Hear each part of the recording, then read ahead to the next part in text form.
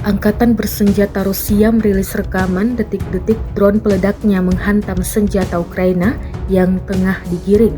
Rekamannya beredar di Telegram pada Jumat 24 Mei 2024. Dalam keterangan unggahan disebutkan Rusia membuat satu senjata dan satu kendaraan lapis baja Ukraina lenyap dengan satu pukulan drone lancet.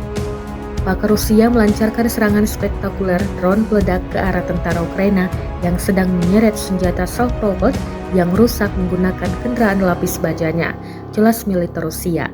Serangan akurat membuat dua peralatan tempur Ukraina meledak dan kemudian api menyebar ke instalasi artileri. Pasukan Ukraina di dalam kendaraan dikabarkan tewas. Rekamannya pun menuai berbagai komentar dari warganet.